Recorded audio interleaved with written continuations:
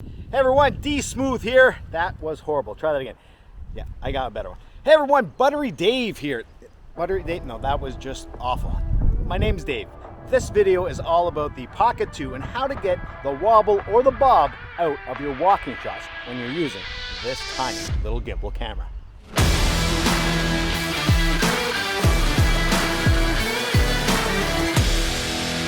Okay, so before we start, my name is Dave and my channel is all about filmmaking tips. I do a lot of videos on the Pocket 2 and the original Osmo Pocket. So if this is something that you like, please consider subscribing. All right, let's get to the video. So if you have the Osmo Pocket or the Pocket 2, you know this is a great little camera that will give you some fantastic stabilization by that little tiny gimbal. It's really amazing. However, one of the knocks on it is when you're walking with this camera, the gimbal itself moves up and down and you can kind of see that bob going on.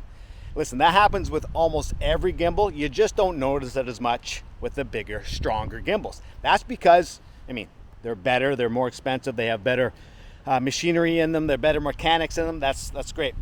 But they're also heavier. So in fact, it makes you a better operator when you use a little bit of a heavier gimbal. With this Pocket 2, you can see right now it's moving around on me. It's a little windy. But with the Pocket 2, it's so light, which is great, but it doesn't make for great results when you're walking with this thing or running, mind you. So I'm gonna give you some tips and see how we can take that wobble out of your shot. So one of the trickiest things about shooting and getting stable footage with any gimbal, especially the Pocket 2, is to make sure that you are walking in a straight line, but you're also walking as stable as possible. It just kind of goes with the name, right? Stabilizer. So you have to be kind of stable. If you're bobbing around, your video is going to be bobbing around. However, there are a few techniques. We call them the catwalk or the ninja walk. I've called it the holding in my fart walk, which has gotten me a lot of trouble with my family. So I got to be careful when I use that term. Anyways, but this is the point, is that you need to be as steady and as still as possible when you're shooting this. For me, I like to keep my knees bent as nice and soft, like shock absorbers almost. And I go heel toe when I'm walking. And for me, I like to keep my elbows in close to the body. So I'm almost using my body as a stabilizer. Now, there's a whole bunch of different techniques that some will work really, really well, others won't. You really got to get out and test it and try it for yourself to see what's going to work. Now, another thing you can try is using the camera in flashlight mode. This way, it seems that you have a little bit more control, a little bit more stable of a shot. Try it out, see if it's any difference from holding it normal way or holding it in flashlight mode. I think for me, it works both ways. I do like flashlight mode for a lot of different shots. So sometimes I like to just keep going with that and keep consistent with flashlight mode. Now, another thing I suggest when you're trying to get the most stable shots possible to reduce that bob is to, when you start walking, have a plan. Decide, I need to go from here to there, and decide what the straightest, the most easiest line to get there to avoid any rocks, anything that's jumping up. As example, puddles here. There's tons of puddles around here, but it's really important to make sure you avoid all those obstacles to make your line that you're walking as easy and as smooth as possible. Sometimes you can't do that, and that's fine. You have to jump over things, but you know what? That's all part of the shot, and the gimbal itself will react to that. And hopefully it gets rid of that little bob when you're walking up and down. Now, there are a lot of accessories out there that might help you get a more stable shot. A couple of them are the fourth axis, as some companies sell them. I actually was given one of these fourth axes. I didn't really like it. It wasn't from a more popular company. I know Scotty does make a pretty good one that people seem to really enjoy. This one I received was not from there. It was kind of a knockoff. And to be honest, I really wasn't impressed with it.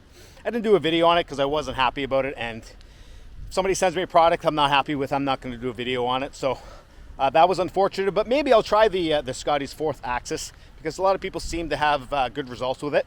However, my favorite thing, if you watch this channel, is my favorite thing about this camera is just the camera itself. Right now I'm just holding it arm's length. I have an ND filter and that's it. No adapters, no nothing, no extension rod. I'm just holding it out. I'm even using the internal microphone, and it's windy today, so it's going to be a good test. So maybe the fourth axis will be a good thing, and I'll give it a try because you know what? I don't like to knock something until you try it. But like I said, the original one I was given by the unnamed company, shall we say, I did not enjoy it, and I did not think it was a very good product, and I would not recommend it. But who knows? The Scotty one seems to be pretty decent, so maybe I'll have to try that one out.